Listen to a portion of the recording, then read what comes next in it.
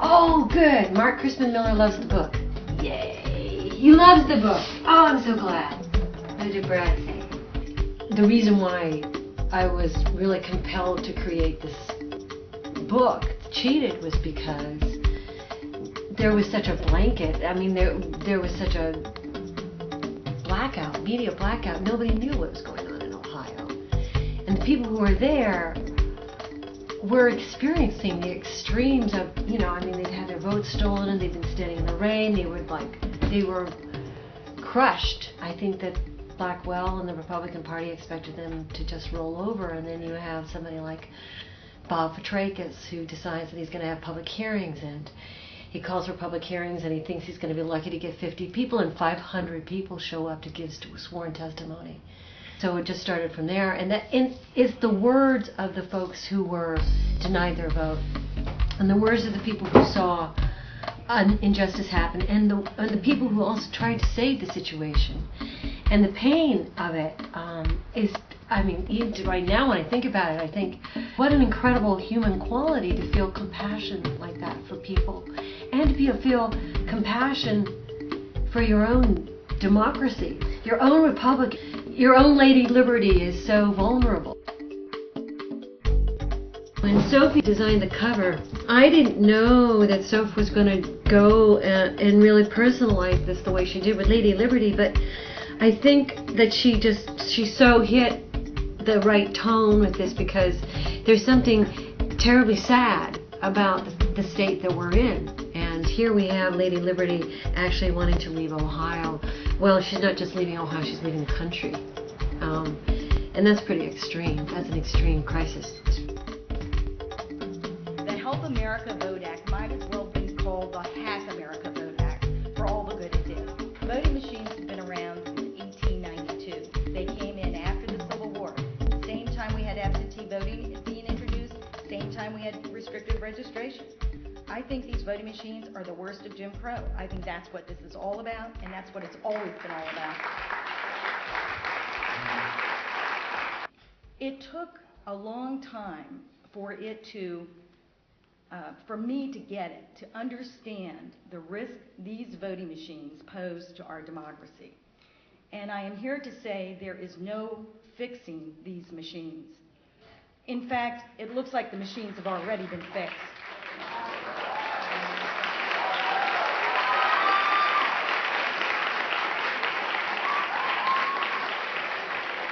I went to that polling place approximately about 9:45 to vote. Waited, I would say 30 minutes in a line. When I did get to my machine, I pushed John Kerry, and my vote immediately jumped up to George Bush.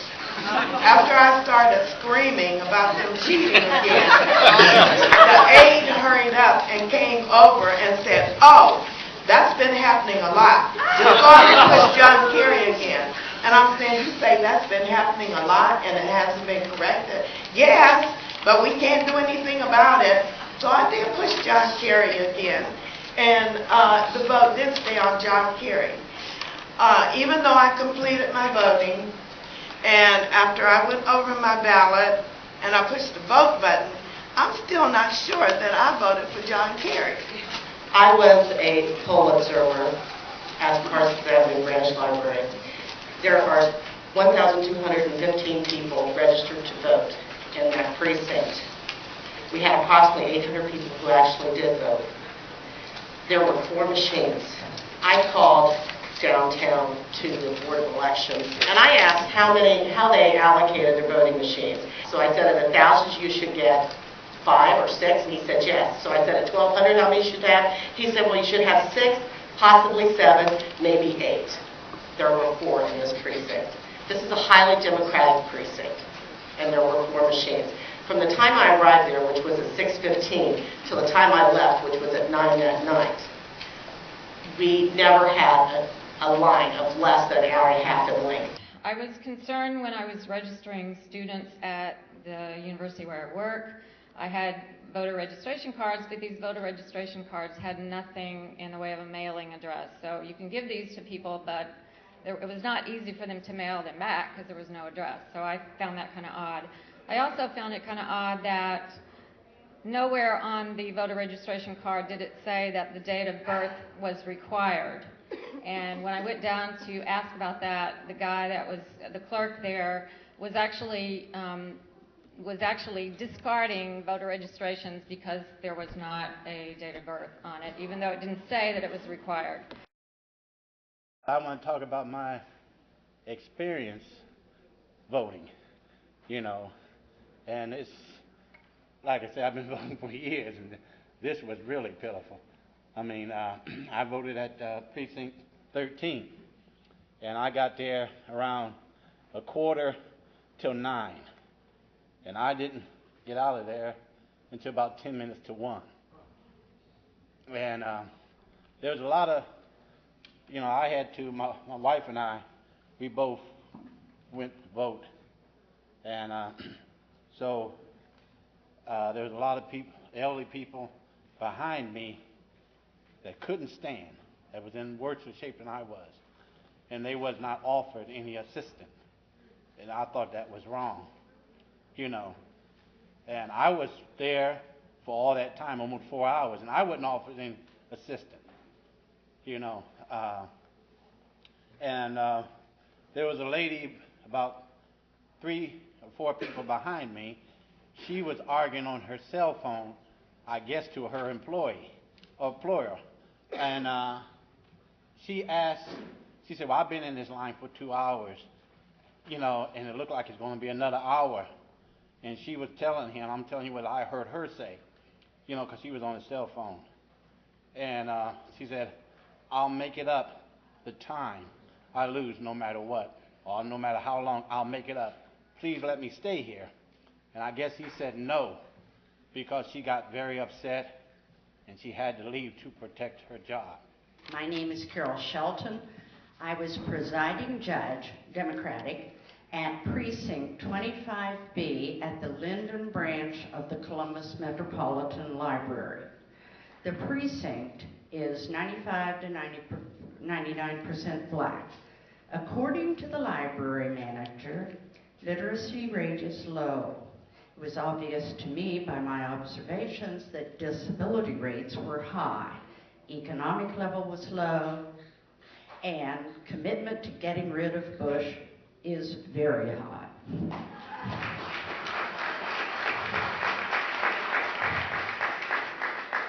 There were 1,500 persons on the precinct rolls. We received 3 machines. In my own precinct in Clintonville, 19E, we always received 3 machines for 700 to 730 voters. Voter turnout in my own precinct has reached as high as 70% while I worked there. I interviewed many voters in 25B and asked them how many machines they had had in the past. Everyone who had a recollection said 5 or 6. I'm from Cincinnati, Hamilton County, Ohio. I work with several groups mobilizing young people between 18 and 35 to get involved in the political process. As most of you know, in Hamilton County, in majority in Cincinnati, the voter registration in many urban precincts exceeded the census records. So we had record amounts of young people and previously unengaged voters registered to vote. Of those newly registered voters, there was Republican challenges to approximately 90,000 of them, and we found out, and it had gone into a court case and it had gone back and forth, and we found out the morning of the election that these challenges would stand, and that all these the 90,000 voters votes would be set to the side and counted at some later date that has not yet occurred yet, after some court case that has not been filed yet. I just wanted to say this. Some of y'all play lottery machines. Some of y'all seen these tickets, right? Don't act like you never played, because I think the mega is 120-something million, and some of y'all probably online. But I wanted to say this, and I'm saying this to say that. If you have something simple as this, a lottery machine card, it basically tells you where you played. It tells you what the number is. What is so hard having a card like this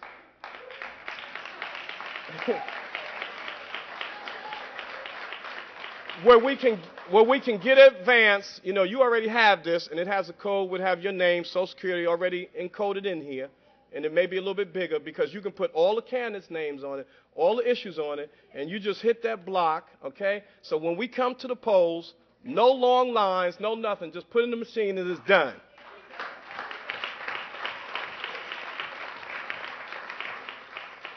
Why are we making it so difficult and hard? I don't even agree with the states that have where you voting early because I believe fraud could be done in that case because, you know, well, if this is Kerry votes, this is Bush votes, let's throw these out, you know what I mean?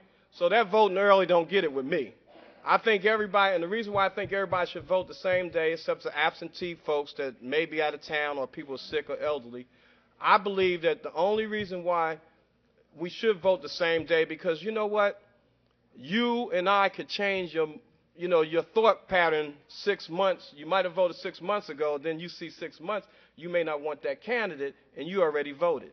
So I believe that if we come with a system that's so easy as the lottery machine, here you can play the mega in about 17 states and pay the Powerball in about 15 states, almost 30-something states together. They tally up the machines, and they can tell you played it in West Virginia. They can tell you played in Columbus, Ohio. They tell you played in New York.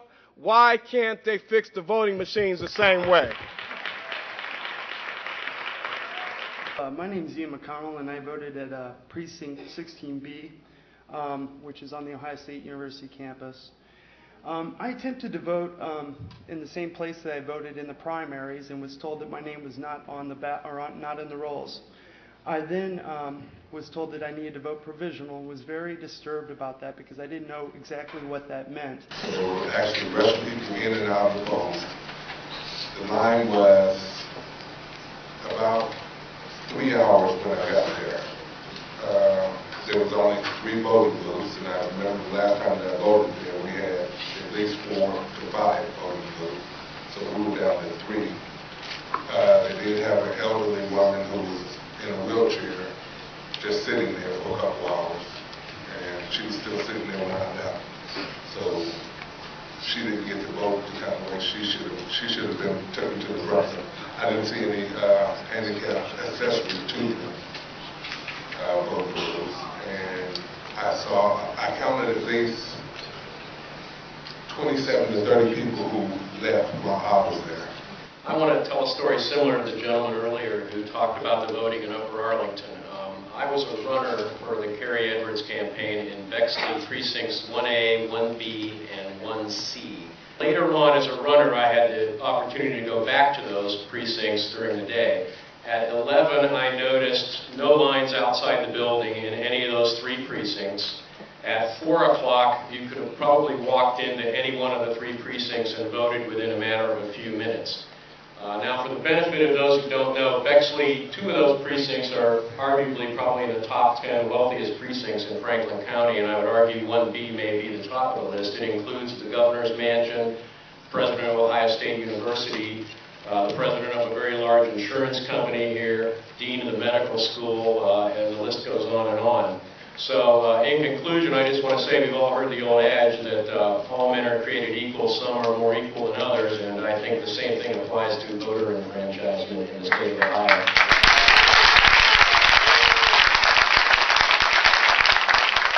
I voted at 14C, and of the, I believe, 6 total voting machines that were at 14C, 3 of them showed some type of a malfunction at one point or another during the 3 or so hours that we were waiting. And between my wife and me, we had asked poll workers individually if they could explain what was going on and what kind of reassurances they could give us that, for one machine in particular, that the votes that had already been posted on that machine would be counted. And the response was just, oh, well, they'll be counted.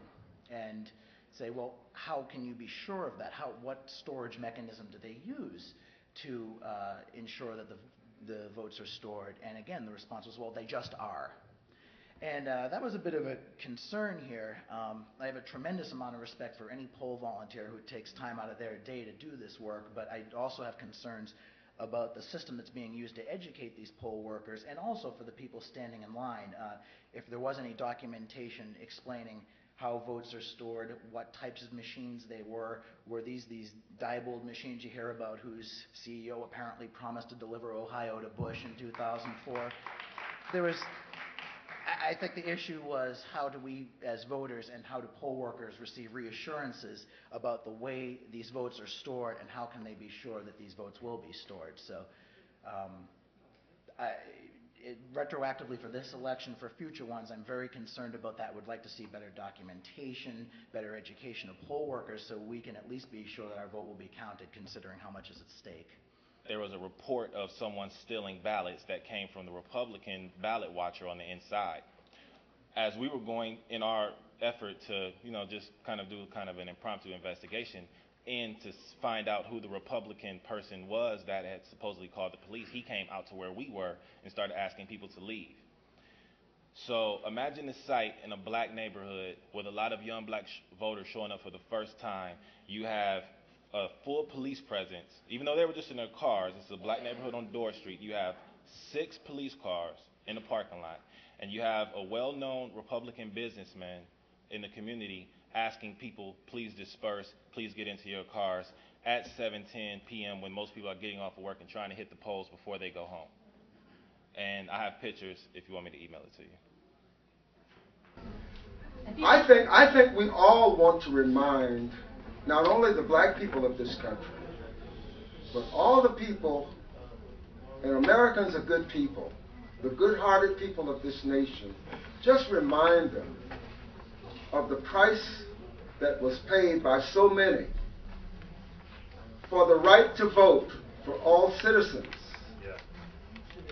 The Constitution has been violated on November 2nd in Ohio, as was the Voting Rights Bill of 1965. Blood was shed for people to have the right to vote in the South and throughout this nation. Cheney, Swerner, Goodman were murdered in Mississippi. Medgar Evers was murdered in the front yard of his home in Mississippi simply because he, as head of the NAACP in that state, was registering his people to vote. Dr. Martin Luther King led a march, and so many people were beaten down and attacked by dogs. A price has been paid. Now, freedom is not free. The bedrock of the Constitution is the right of the citizens to express themselves at the ballot box. Tell them. And I can't help but go into today's plain dealer, where the representative of Blackwell said, if Congresswoman Tubbs Jones wants to make a fool of herself, that's her right. It's darn right it is my right. And I ain't no fool. Mary Tubbs is raised a fool.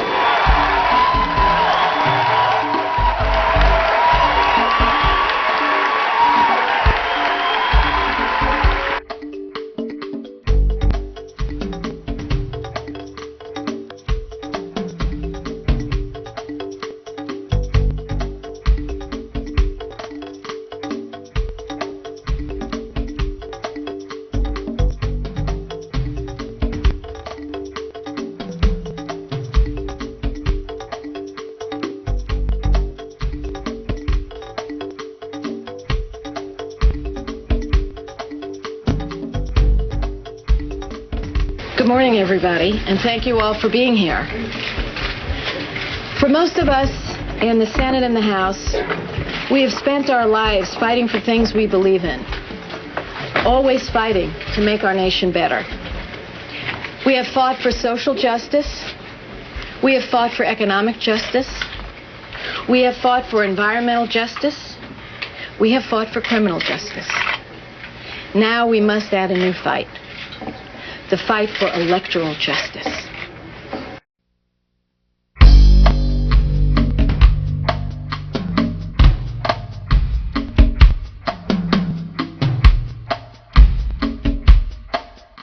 So what do you say to people that say, just get over it, will you? Get over it. Well, again, what are they asking us to get over? Democracy? We're not going to get over it, but we shall overcome. And again, I'm inspired by the words of Lincoln, that government of the people, by the people, and for the people shall not perish. from this earth. I'm not getting over it till every American has the same voting right throughout the nation. We vote the same way on the same machines, and it's transparent. It's not done by secret, private companies that are the major donors of the president, because that's the only way I believe George Bush has won in the year 2000 and 2004. His private friends who secretly count our votes. That's not democracy. That's a sham. The upside is that now I have these people in my life that are like, you know, when you're in the trenches with them and you're standing out there in the cold and you've been up all these nights and you're just working against the clock to try to save democracy, you never get, I mean, except maybe your very closest friends, but even then you aren't sharing that experience of like you have this huge job that feels sometimes terribly impossible, but you're not alone.